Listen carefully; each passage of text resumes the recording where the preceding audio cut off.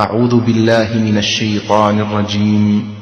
قل هذه سبيلي أدعو إلى الله على بصيرة أنا ومن اتبعني وسبحان الله وما أنا من المشركين.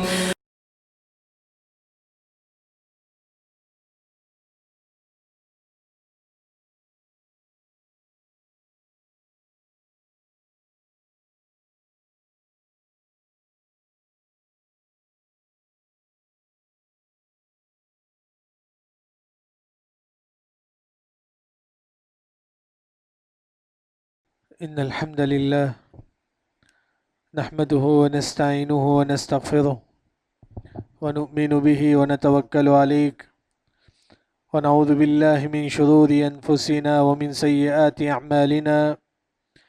من يهده الله فلا مضل له ومن يضلل فلا هادي له، وأشهد أن لا إله إلا الله وحده لا شريك له، وأشهد أن محمدًا عبده ورسوله. أما بعد فإن خير الحديث كتاب الله، وخير الهدي هدي محمد صلى الله عليه وسلم، وشر الأمور محدثاتها، وكل محدثة بدعة، وكل بدعة ضلالة، وكل ضلالة في النار. أعوذ بالله السميع العليم من الشيطان الرجيم. بسم الله الرحمن الرحيم. قاف والقرآن المجيد بل عجبوا أن جاءهم منذر منهم فقال الكافرون هذا شيء عجيب. أإذا متنا وكنا ترابا ذلك رجع بعيد. قد علمنا ما تنقص الأرض منهم وعندنا كتاب حفيظ. بل كذبوا بالحق لما جاءهم فهم في أمر مريج. أفلم ينظروا إلى السماء فوقهم كيف بنيناها وزيناها وما لها من فروج. والأرض مددناها وألقينا فيها رواسي وأنبتنا فيها من كل زوج بهيج. تبصرة وذكرى لكل عبد منيب. وقال تعالى أيضا إن إبراهيم كان أمة قانتا لله حنيفا ولم يك من المشرکین۔ سب سے پہلے ہر قسم کی حمد و ثنا کی بدیعی بزرگی اسی اکیلا رب العالمین کے لیے لائق و زیبا ہے جو تمام انسانیت کا پالنہار ہے، خالق ہے، رازق ہے۔ اس کے بعد اس آخر النبی محمد مصطفیٰ احمد مصطفیٰ صلی اللہ علیہ وسلم پر لاکھوں کروڑوں درود و سلام ہو، جو تمام انسانیت کے لیے حاجی اور مبشر بنا کر بھیجے گئے تھے۔ حاضرین جمعہ، جیسا کہ مجھے اور آپ کو یہ بات اچھی طریقے سے معلوم ہے، ہم جس دن سے ہم گزر رہے ہیں وہ ذی الحجہ کے ہیں۔ ذی الحجہ کا عظیم دن ہے۔ ان دنوں میں مجھے اور آپ کو جو کام کرنا ہے وہ آپ کو معلوم ہے، لیکن کم از کم 3 باتیں ہم لوگ یاد رکھیں۔ ذی الحجہ کی شروع کی 10 دنوں میں یہ 3 کام ہر مسلمان کو کرنا چاہیے۔ سب سے پہلے لبیک، ایسا کہ وہ اللہ اکبر اللہ اکبر لا الہ الا اللہ واللہ اکبر وللہ الحمد، جتنا ہو سکے ہم پڑھتے رہے، یاد رکھیں۔ جتنا ہو سکے ایک مسلمان جو ہے نا اللہ اکبر دکان میں، مکان میں، گھر میں، بازار میں، اپنے گھر والوں کے ساتھ، اپنے بیوی بچوں کے ساتھ ہمیشہ اپنی زبان میں ذکر ہونا چاہیے ذی الحجہ کے دنوں میں۔ دوسرا جو عمل ہے ان 10 دنوں میں وہ ہے کہ جو نیکی ہو سکے کرے، یاد رکھیں۔ صدقہ و خیرات، جو نیکی ہو سکے، تہجد، روزہ، نفل روزہ، یعنی کہ جتنی جو بھی نیکی ہے وہ نیکی کرنے کی کوشش کریں. نفل نماز دن اور رات میں 12 رکعت سنت، یعنی کہ ان دنوں میں، کیونکہ حدیث میں آتا ہے کہ افضل ایام الدنیا، دنیا میں جو 360 دن ہے سال میں، تمام دنوں میں سب سے افضل دن کون سا ہے؟ یہ عرفات کے دن ہے. یہ عرفات کے شروع کے ذی الحجہ کے شروع کے 10 دن، اس میں عرفات بھی ہے. ان جو 10 دن ہے جتنا ہو سکے جو ہے نا تم اللہ کا ذکر کرو، جتنا ہو سکے جو ہے نا تم اللہ اکبر پڑھتے رہو، جتنا ہو سکے تم نیکی کرو. تیسری جو بات ہے عرفات کا روزہ، عرفے کے دن جو ہے نا آپ روزہ رکھیں، اس کی بھی جو ہے نا بڑی فضیلت ہے، جس سے ہمارے گناہ، ایک سال کے گناہ معاف ہوتے ہیں. یہ 3 کام ہر مسلمان کو کرنا چاہیے. پہلا جو کام ہے اللہ اکبر لا الہ الا اللہ واللہ اکبر اللہ اکبر وللہ الحمد. دوسرا جو نیکی ہو سکے کرتے رہے. تیسرا عرفات کا روزہ جو ہے نا مجھے اور آپ کو رکھنا چاہیے، کیونکہ اس سے بڑی فضیلت ہے، اس سے ہمارے گناہ معاف ہوتے ہیں. دوسری جو بات ہے، جیسا کہ جب بھی عید کے قریب جو ہے نا ہم کو ابراہیم علیہ السلام کا واقعہ ہم کو یاد آتا ہے، بلکہ قربانی یہ بھی ابراہیم علیہ السلام کے واقعے سے ملتا ہے. ابراہیم علیہ السلام کا واقعے سے جو سبق مجھے اور آپ کو ملتا ہے، اس میں سب سے پہلا جو سبق ہے دین کی دعوت. پہلا جو سبق ہے دین کی دعوت. آپ دیکھو کہ ابراہیم علیہ السلام اپنے ابو کو دین کی دعوت دیتی، یا ابتی لم تعبد ما لا يسمع ولا يبصر. اے ابو جان تم ایسے بت کی عبادت تم کیوں کرتے ہو، نہ سن سکتا ہے نہ دیکھ سکتا ہے. دین کی دعوت. ابراہیم علیہ السلام کی زندگی سے کیا ہے؟ دین کی دعوت کا سبق مجھے اور آپ کو ملتا ہے. یہ دین کی دعوت صرف علماء کی ذمہ داری نہیں، ہر شخص کی ذمہ داری ہے. آپ اپنی فیلڈ میں رکھ کر دین کی دعوت کیجئے. بزنس مین ہے، آپ کا بزنس پارٹنر ہے، اس کے ساتھ دین کی دعوت کیجئے. دکان میں آپ بیٹھتے ہیں، کوئی آتا ہے آپ کے پاس، اس کے ساتھ دین کی دعوت دیجئے، اسے دین کی بات بتائیے، توحید کی بات بتائیے. یعنی کہ آپ کھیلنے کے لیے جاتے ہیں، وہاں جو ہے نا نان مسلم بھی رہتے ہیں، وہاں بھی اسے دین کی دعوت دیجئے. یا مسلمان بھی رہتے ہیں، ان کو نماز کی دعوت دیجئے. یعنی کہ دین کی دعوت ہر مسلمان کی ذمہ داری ہے. لیکن دین کی دعوت کب تک دیں گے ہم لوگ؟ کب تک مجھے اور آپ کو دین کی دعوت دینا پڑے گا؟ مرتے دم تک یاد رکھیں. معلوم ہے کہ سورہ مریم میں اللہ نے عیسیٰ علیہ السلام کا واقعہ ذکر کرتے ہیں. عیسیٰ علیہ السلام ابھی چھوٹے رہتے ہیں. کتنے سال؟ 3 مہینے کے رہتے ہیں بس. ابھی 3 مہینے کے رہتے ہیں عیسیٰ علیہ السلام. اور کہتے ہیں عیسیٰ علیہ السلام آتانی الکتاب وجعلنی نبیا، اللہ نے مجھے نبی بنایا ہے. 3 سال کی، 3 سال بھی نہیں بلکہ 3 مہینے کی عیسیٰ علیہ السلام. اور کہتے ہیں کہ وجعلنی مبارکا اینما کنت واوصانی بالصلاۃ، میں لوگوں کو نماز کا حکم دوں گا، والزکاۃ ما دمت حیا. عیسیٰ علیہ السلام کہتے ہیں کہ جب تک میں زندہ رہوں گا لوگوں کو دین کی دعوت دیتا رہوں گا.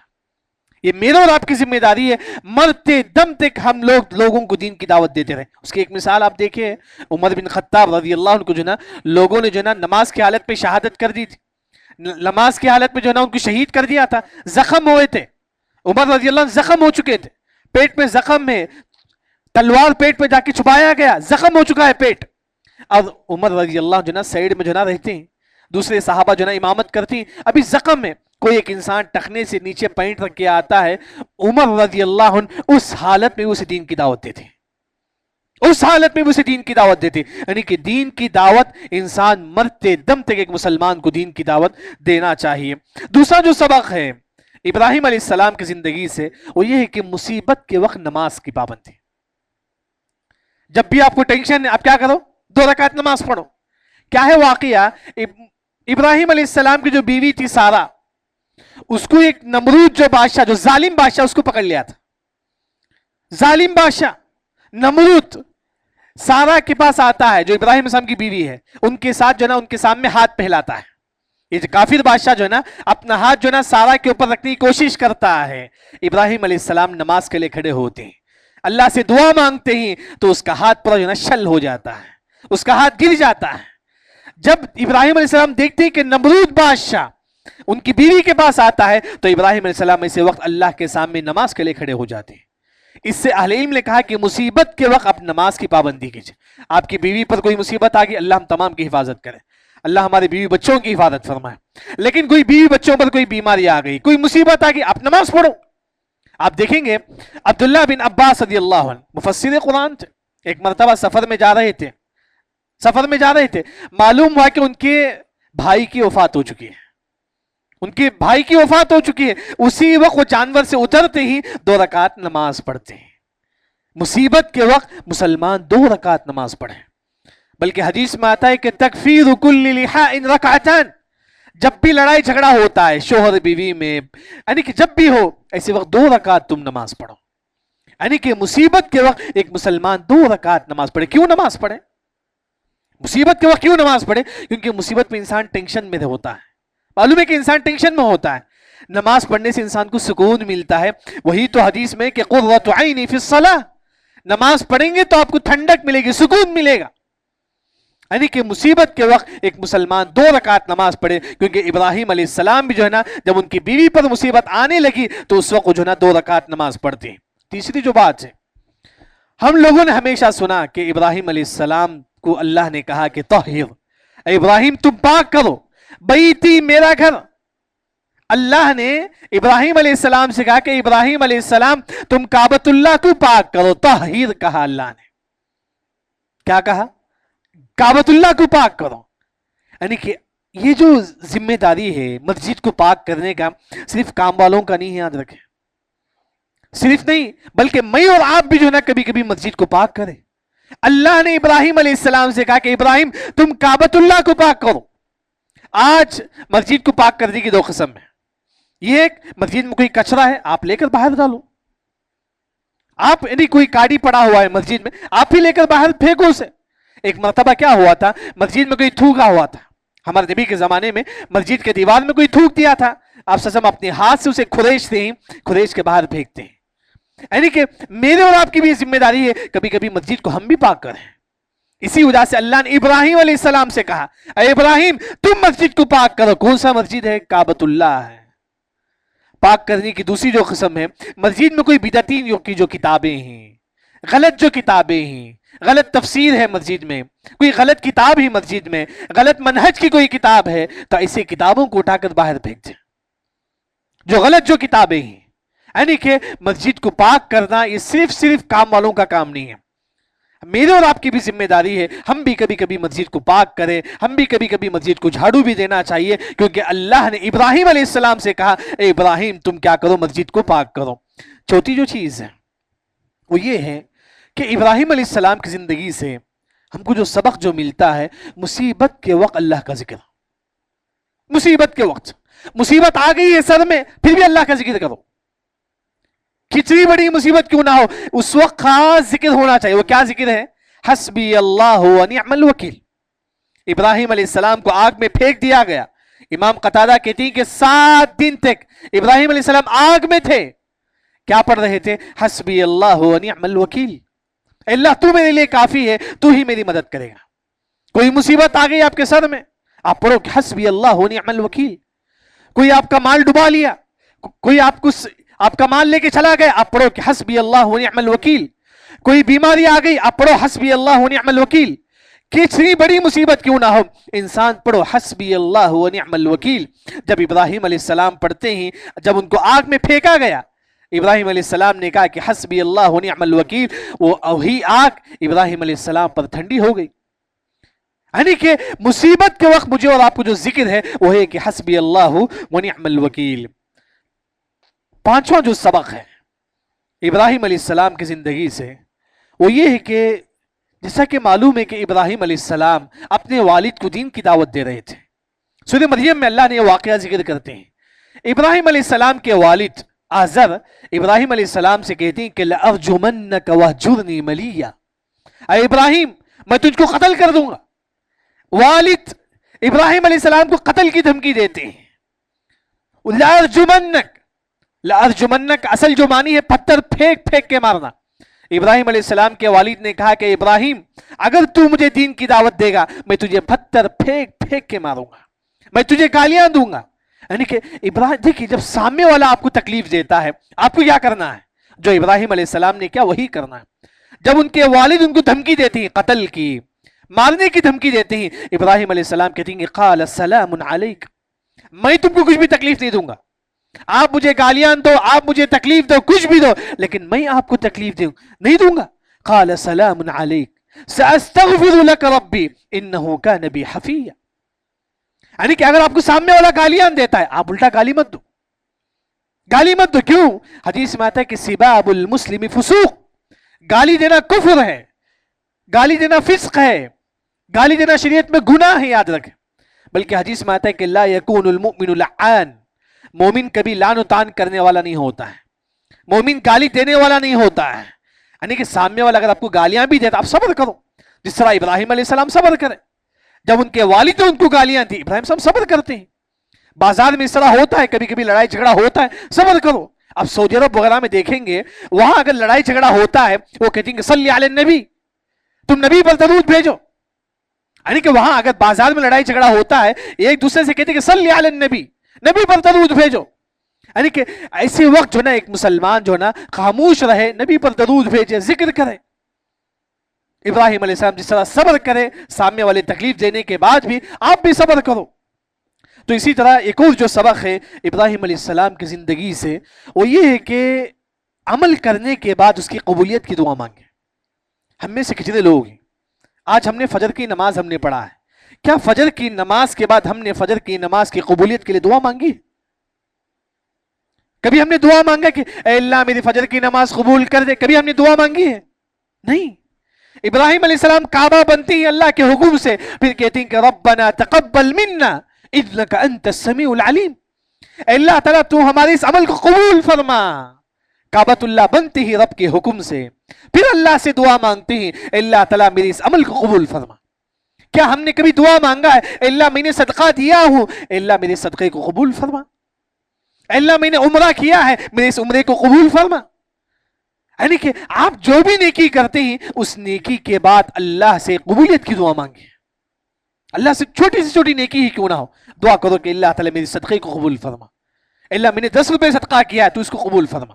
ایسا کہ ہم ظہر کی نماز پڑھنے والے ہیں اس کے بعد دعا کیجئے اللہ تعالیٰ میرے آج کی جمعے کی نماز کو قبول فرما. عمل کے بعد اس کی قبولیت کی دعا مانگنا ہے. یہی آپ دیکھیں گے سلف میں کیا ہوتا تھا، رمضان گزرنے کے بعد 6 مہینے تک دعا مانگتے تھے اے اللہ رمضان میں جو ہم نے عبادتیں کی ہے اس عبادت کو قبول فرما. کتنے مہینے تک؟ 6 مہینے تک. کبھی ہم نے ایک مرتبہ بھی دعا نہیں کیا کیا ہوں گے کئی لوگ، لیکن یہ بھی دعا کرے ربنا تقبل منا انک انت السمیع العلیم، اللہ تعالیٰ تو ہمارے اس عمل کو قبول فرما. اسی طرح ابراہیم علیہ السلام کی زندگی سے ایک اور جو اہم جو سبق مجھے اور آپ کو ملتا ہے وہ یہ کہ بھروسہ صرف اور صرف اللہ پر یاد رکھے. بھروسہ صرف اللہ پر یاد رکھے. ابراہیم علیہ السلام کو جب آگ میں پھینکنے کے لیے پوری پلاننگ کرے، کافر قوم نے ابراہیم علیہ السلام کو ایک منجنیق ایک ہوتا ہے ٹوکرا جیسا، اس میں ابراہیم علیہ السلام کو بٹھا دیے. اب صرف پھینکنا تھا ابراہیم علیہ السلام کو آگ میں. یہاں سے جبرائیل امین آتے ہیں، یہاں سے جبرائیل امین آتے ہیں، آ کر کہتے ہیں اے ابراہیم کیا میں تمہاری مدد کروں؟ کیونکہ لوگ تم کو آگ میں پھینکنے والے ہیں، کیا میں تمہاری مدد کروں؟ ابراہیم علیہ السلام نے کہا کہ نہیں، مجھے تمہاری ضرورت نہیں ہے، مجھے اللہ رب العزت کی ضرورت ہے. یعنی کہ ابراہیم علیہ السلام کو بھروسہ جبرائیل امین پر بھی نہیں، کس پر؟ صرف اور صرف اللہ ذوالجلال پر. یہی تو تھا جب ابراہیم علیہ السلام کو آگ میں پھینک دیا گیا وہی آگ ٹھنڈی ہو گئی. مفسرین نے کہا کہ جب ابراہیم صاحب آگ میں تھے نماز پڑھ رہے تھے فرشتے نے اپنا پر جو ہے نا ان پر بچھا دیا تھا. یعنی کہ کیونکہ ابراہیم علیہ السلام اللہ کے علاوہ کسی پر بھروسہ نہیں کرتے تھے. میرے اور آپ کی زندگی میں کئی لوگ حج کو جانے والے ہیں جو چلے جا چکے ہیں، یا عمرے کو جانے والے ہیں یا جانے والے ہیں. یہ لوگ جو ہے نا پائلٹ پر بھروسہ نہیں کرے، اللہ پر بھروسہ کرے. پائلٹ کتنا ہی ٹیلنٹ کیوں نہ ہو اللہ پر بھروسہ کرے، وہی اللہ میری حفاظت کرے گا. آپ کہیں سفر میں نکلتے ہیں ڈرائیور پر بھروسہ نہ کریں، بس والے پر بھروسہ نہ کریں، اللہ پر بھروسہ کرے وہی ہماری حفاظت کرے گا. یہاں تک کہ اہل علم نے کہا اپنے والد پر بھی بھروسہ نہ کرے، یہ والد مجھے پیسہ دیں گے، یہ والد مجھے پالیں گے بڑا ہو کر. نہیں، اللہ آپ کو پالنے والا ہے، رزق دینے والا اللہ تعالیٰ ہے. بھروسہ صرف اور صرف ایک مسلمان کو اللہ پر ہونا چاہیے. وَتَوَكَّلْ عَلَى الْحَيِّ الَّذِي لَا يَمُوتُ، بھروسہ کرو تو صرف اور صرف اللہ سے کرو. آج کتنے لوگ ہیں جن کو رزق نہیں، برکت نہیں ہے کمائی میں؟ کیوں؟ رب پر بھروسہ نہیں یاد رکھے. اگر آپ اللہ پر حقیقی معنوں میں بھروسہ رکھیں گے اللہ آپ کو رزق دے گا. مشہور حدیث ہے، آپ صلی اللہ علیہ وسلم نے فرمایا تم اس طرح بھروسہ رکھو جس طرح پرندہ صبح میں جب اپنے نکلتا ہے خالی پیٹ نکلتا ہے، اللہ پر بھروسہ رکھ کے نکلتا ہے، جب شام میں آتا ہے تو بھرتی پیٹ آتا ہے. کیوں؟ کیونکہ اللہ پر بھروسہ ہے. اللہ پر بھروسہ ہے. اگر آپ حقیقی معنوں میں اللہ پر بھروسہ رکھیں گے, اللہ آپ کو جو ہے نا ہر بیماری سے اللہ آپ کو شفا دے گا. کئی لوگ جو ہے نا دوا کھاتی, بھروسہ یہ دوا مجھے شفا دے گا, نہیں, غلط ہے, یاد رکھیں. یہ دوا ایک سبب ہے, شفا دینے والا اللہ تعالیٰ ہے. وہی تو ابراہیم علیہ السلام نے کہا وَإِذَا مَرِضْتُ فَهُوَ يَشْفِينِ, جب میں بیمار ہوتا ہوں تو اللہ ہی مجھے شفا دیتا ہے, یہ ٹیبلٹ نہیں. یعنی کہ بھروسہ ایک مسلمان کو اللہ پر ہونی چاہیے. یعنی کہ ابراہیم علیہ السلام کی زندگی سے اور کئی سبق مجھے اور آپ کو جو ملتا ہے. ایک اور جو سبق ہے وہ ہے قربانی. قربانی یعنی کہ مفسرین نے مختصر طور پر کہا کہ اللہ نے ابراہیم علیہ السلام سے کہا کہ ابراہیم تم اپنے بچے کو ذبح کرو. ابراہیم علیہ السلام اپنے بچے کو لے کر گئے اور ذبح کرنے کے لیے لٹا دیے. اس پر چھری بھی چلائے لیکن چھری نہیں چلی. چھری چلائے اس پر, جس طرح ہم بکرے پر جو ہے نا چاقو چلاتی, اس طرح ابراہیم علیہ السلام چاقو چلاتی لیکن وہ نہیں کٹتا ہے اللہ کے حکم سے. یعنی کہ اللہ کا جو حکم آتا ہے اس کی پیروی کرو. کوئی حدیث آپ سنتی اس پر عمل کرو, چھوٹی سی چھوٹی حدیث کیوں نہ, اس پر عمل کرو. اسی میں ہماری زندگی میں کامیابی ہے. صحابہ کے بارے میں کوئی حدیث آتا تھا, صحابہ کیا کہتے تھے؟ سمعنا واطعنا, ہم نے سنا اس پر عمل کیا بس. یہ نہیں بولتے تھے کہ یہ حدیث ہماری عقل میں نہیں آتی ہے, یہ ہماری دماغ میں نہیں آتی ہے, یہ ہم کو سمجھ میں نہیں آتا ہے. اگر آپ دین میں عقل کو دوڑائیں گے اللہ تعالیٰ اسی دنیا میں گمراہ کر دے گا. یاد رکھیں, اسی دنیا میں اللہ تعالیٰ ہلاک کر دے گا. جس طرح نوح علیہ السلام کے بیٹے نے عقل دوڑاتا ہے. نوح علیہ السلام کا بیٹا کہتا ہے اے ابو جان, میں پہاڑ کے اوپر چل جاؤں گا, وہاں پانی نہیں آئے گا, وہاں پانی نہیں آئے گا, میں بچ جاؤں گا. اس کا بیٹا نوح علیہ السلام کا بیٹا عقل دوڑاتا ہے, اللہ نے اس کو پانی میں ڈبو دیا. امام ابن تیمیہ رحمہ اللہ نے کہا اگر آپ بھی عقل دوڑائیں گے اس دین میں تو اللہ تعالیٰ جس طرح نوح علیہ السلام کے بیٹے کو ہلاک کیا آپ کو بھی ہلاک کر سکتا ہے. دین میں عقل نہیں دوڑانا چاہیے. تو یعنی کہ ابراہیم علیہ السلام کے واقعے سے ایک بات یہ بھی ملتی ہے کہ عقل نہیں دوڑائے. ابراہیم علیہ السلام نے یہ نہیں پوچھا کہ میرے بیٹے کو کیسا ذبح کروں میں, یہ تو میرا بیٹا ہے نا. نہیں, اللہ کا حکم تھا, اس کو بجا لانا ہے بس. یعنی کہ اسی مناسبت سے ایک اور جو بات ہے, جیسا کہ قربانی کا دن ہے, آنے والا دن ہے, قربانی کے متعلق 4 باتیں یاد رکھیں. سب سے پہلی جو بات ہے, افضل جو قربانی ہے اونٹ کا ہے, ہمارے پاس نہیں ہے. دوسرا بکرے کا, گائے کا ہے. دوسرا جو ہے نا گائے کی قربانی افضل ہے. تیسرا بکرے کی قربانی افضل ہے. سب سے پہلے اونٹ ہے, اس کے بعد گائے ہیں, اس کے بعد جو ہے نا بکری ہے یا بکرا ہے جس کی قربانی جو ہے نا شریعت میں افضل ہے. دوسری جو بات ہے قربانی کے متعلق, اگر اللہ نے آپ کو پیسہ دیا ہے تو قربانی کرو. ہم لاکھوں روپے اپنے بچوں پر اڑاتے ہیں, گھر بننے کے لیے اڑاتے ہیں, لاکھوں روپے اڑاتے ہیں. اللہ کی راہ میں قربانی کرنے کے لیے 20-25 ہزار روپے نہیں اڑا. کتنے روپے ہم فضول خرچی ہم لوگ کرتے ہیں, شادیوں میں فضول خرچی, کتنا ہم فضول خرچی کرتے ہیں. اللہ کی راہ میں قربانی کرنے کے لیے 10-20 ہزار روپے کی ہماری حیثیت نہیں. اللہ تعالیٰ یہ دیکھتا ہے کہ آپ کتنی مال اب اللہ تعالیٰ کی راہ میں قربان کرتے ہیں, یہ اللہ تعالیٰ ہم کو دیکھنا چاہتا ہے. دوسری جو بات حدیث میں آتا ہے کہ من وجد السع فلم یضحی فلا یقربن مصلانا, جس کے اندر طاقت ہو قربانی کرنے کی پھر بھی وہ قربانی نہیں کرتا ہے, حدیث میں آتا ہے کہ وہ عید کی نماز کے لیے مصلی کے پاس نہ آئے, عید کی نماز کے لیے مسجد کو نہ آئے, گراؤنڈ کو نہ آئے. کیونکہ قربانی انسان حیث افضل ہے کہ قربانی کرے.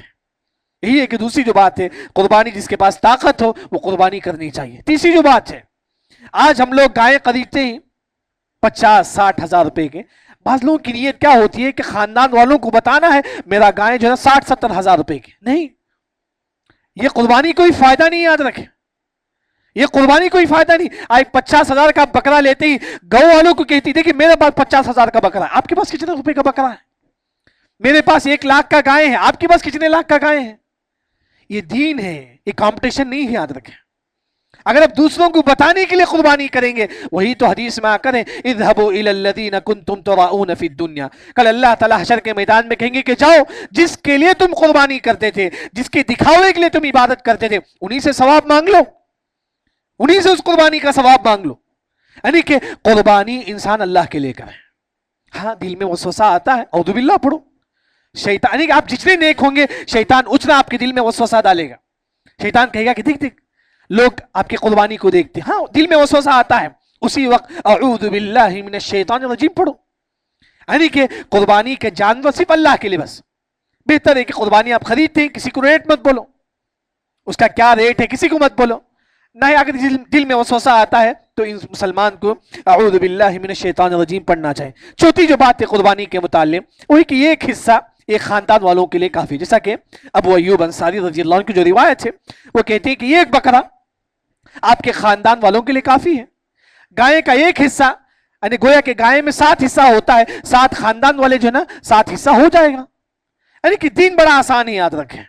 بس انسان اپنی حیثیت کے مطابق جو ہے نا قربانی کرے. یعنی کہ آج کے خطبے کا جو خلاصہ ہے یعنی کہ ذی الحجہ کے دنوں میں جتنا ہو سکے ایک مسلمان اللہ اکبر لا الہ الا اللہ اللہ اکبر وللہ الحمد پڑھتے رہے, یاد رکھیں. دوسری جو بات ہے کہ ابراہیم علیہ السلام کی زندگی سے مجھے اور آپ کو جو سبق ملتا ہے وہی دین کی دعوت. جہاں ہو آپ وہاں دین کی دعوت کرو. آپ ٹرین میں ہی دین کی دعوت دو لوگوں کو, آپ بس میں ہی لوگوں کو دین کی دعوت دو. بولو کہ بھائی نماز کا وقت ہو چکا ہے, نماز پڑھو. کوئی تعویذ پہنا ہوا ہے, آپ بولو کہ تعویذ نہیں پہننا ہے, شرک ہے. یعنی کہ جہاں آپ رہتے ہیں وہاں لوگوں کو آپ دین کی دعوت دو. دوسرا جو سبق ہے ابراہیم علیہ السلام کی زندگی سے وہ ہے کہ مصیبت کے وقت 2 رکعت نماز پڑھیں. جیسا کہ نبی کے بارے میں آتا ہے اذا حزبه امر صلی رکعتین. جب ہمارے نبی کوئی پریشانی ہوتی تھی آپ صلی اللہ علیہ وسلم 2 رکعت نماز پڑھتے تھے. آپ کو بھی کوئی پریشانی ہو گئی, اللہ ہم تمام کی حفاظت کرے, انسان 2 رکعت جو ہے نا نماز پڑھے. تیسرا جو فائدہ ہے ابراہیم علیہ السلام کی زندگی سے مصیبت کے وقت ہم یہ ذکر کریں حسبی اللہ و نعم الوکیل. چاہے کتنی بڑی مصیبت کیوں نہ ہو, کتنی بڑی مصیبت کیوں نہ ہو. کئی لوگ ہیں جو بیمار ہیں, ان کو شفا نہیں ملتی ہے, پڑھو حسبی اللہ و نعم الوکیل, اللہ میرے لیے کافی ہے, اللہ میرے لیے کافی. ابو بکر رضی اللہ عنہ بیمار تھے, لوگوں نے پوچھا کہ ڈاکٹر نے کیا کہا. ابو بکر رضی اللہ عنہ سے لوگ پوچھتے ہیں ڈاکٹر نے کیا کہا آپ کو. ابو بکر رضی اللہ عنہ فرماتے ہیں کہ ڈاکٹر نے کہا کہ اللہ ہی مجھے شفا دے گا. ڈاکٹر نے کہا کہ اللہ ہی ابو بکر رضی اللہ عنہ کہتے ہیں اللہ ہی کو معلوم ہے, میں ڈاکٹر نہیں اللہ پر بھروسہ رکھتا ہوں, اللہ ہی بیماری دینے والا ہے, شفا دینے والا بھی اللہ تعالیٰ ہے. یعنی کہ انسان بیمار ہے, اللہ جو لوگ بیمار ہیں اللہ ان کو شفا کاملہ و عاجلہ عطا فرمائے. یعنی کہ مصیبت کے وقت ایک مسلمان حسبی اللہ و نعم الوکیل پڑھے. ایک اور جو سبق ہے ابراہیم علیہ السلام کی زندگی سے, کوئی آپ کو گالیاں دیتا ہے آپ گالی مت دو, کیونکہ حدیث میں آتا ہے کہ ایک مومن گالی نہیں دیتا ہے. ایک مومن ایک مسلمان اپنی زبان سے دوسروں کو گالی نہیں دیتا ہے. یہ بھی جو ہے نا ابراہیم علیہ السلام کی زندگی سے ہم کو ملتا ہے. ایک اور جو سبق ہے ہر عبادت کے بعد اس عبادت کی قبولیت کی دعا مانگے. نماز پڑھتے ہی نماز کے بعد دعا مانگو اللہ تعالیٰ میری اس عبادت کو قبول فرما.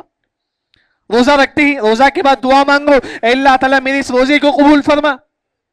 اور اسی طرح ابراہیم علیہ السلام کی زندگی سے ایک سبق ہم کو یہ بھی ملتا ہے کہ وہ صرف اور صرف بھروسہ اللہ پر ہونی چاہیے, صرف بھروسہ اللہ پر. یعنی کہ انسان کتنا بھی کما لے یہ مت سمجھو کہ سب میرے پاس ہے, نہیں, اللہ پر بھروسہ ہو سے, اللہ ہی دینے والا ہے. یعنی کہ یہ تو قارون تھا, اس کو بھروسہ کس پر تھا؟ اپنے ٹیلنٹ پر تھا. قارون کے پاس تورات کا علم تھا, بزنس کا ٹرک جانتا تھا قارون, یعنی کہ اسے اپنے ٹیلنٹ پر بھروسہ تھا. اللہ نے کیا کر دیا فَخَسَفْنَا بِهِ وَبِدَارِهِ الْأَرْضَ, اللہ نے قارون کو زمین میں دھسا دیا. کیوں؟ کیونکہ اس نے اپنے ٹیلنٹ پر بھروسہ کیا.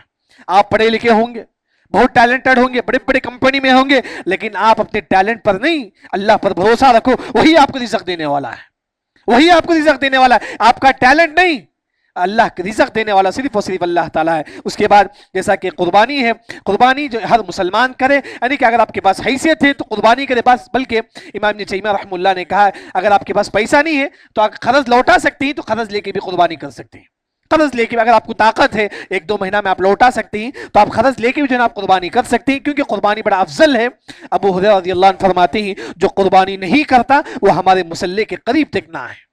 تو اس مسلمان جتنا ہو سکے گائے میں ایک حصہ یا تو ایک بکرا مکمل جو ہے نا اللہ کے راہ میں دینے کی توفیق, اللہ کے راہ میں دینے کی کوشش کرے. اللہ رب العزت سے دعا ہے اللہ تعالی ہم تمام کو تادم میں حیات توحید پر ثابت قدم رکھیں, اور جو مسلمان بیمار ہیں اللہ ان کو شفا کاملہ اور عاجلہ عطا فرمائے, اور جو مسلمان مقروض ہیں اللہ تعالی ان کو قرض کو جلد سے جلد جو ہے نا دور کرے. اللہ رب العزت سے دعا ہے اللہ تعالی ہم تمام کی جو قربانی جو کرنے والی ہیں اللہ اس کو شرف قبولیت سے نوازے.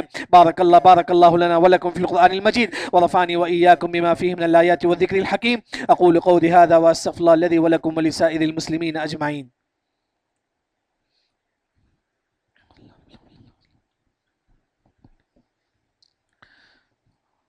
الحمد لله على إحسانه والشكر له على توفيقه وامتنانه، وأشهد أن لا إله إلا الله وحده لا شريك له تعظيما لشانه، وأشهد أن محمدا عبده ورسوله الداعي إلى رضوانه. أما بعد، فإن خير الحديث كتاب الله، وخير الهدي هدي محمد صلى الله عليه وسلم، وشر الأمور محدثاتها، وكل محدثة بدعة، وكل بدعة ضلالة، وكل ضلالة في النار. أعوذ بالله السميع العليم من الشيطان الرجيم. إن الله وملائكته يصلون على النبي يا أيها الذين آمنوا صلوا عليه وسلموا تسليما. اللهم صل على محمد وعلى آل محمد كما صليت على إبراهيم وعلى آل إبراهيم إنك حميد مجيد. اللهم بارك على محمد وعلى آل محمد كما باركت على إبراهيم وعلى آل إبراهيم إنك حميد مجيد. اللهم انصر إخواننا المسلمين في كل مكان، اللهم فك أسرارهم واشف مرضهم وارحم موتاهم يا ذا الجلال والإكرام. اللهم إنا نسألك من كل خير خزائنه بيدك، ونعوذ بك من كل شر خزائنه بيدك. اللهم إنا نسألك المعافاة في الدنيا والآخرة. اللهم ربنا لا تزغ قلوبنا بعد إذ هديتنا، وهب لنا من لدنك رحمة إنك أنت الوهاب. إن الله يأمر بالعدل والإحسان وإيتاء ذي القربى وينهى عن الفحشاء والمنكر والبغي يعظكم لعلكم تذكرون. اذكروا الله يذكركم وادعوه يستجب لكم، ولذكر الله أكبر والله يعلم ما تصنعون.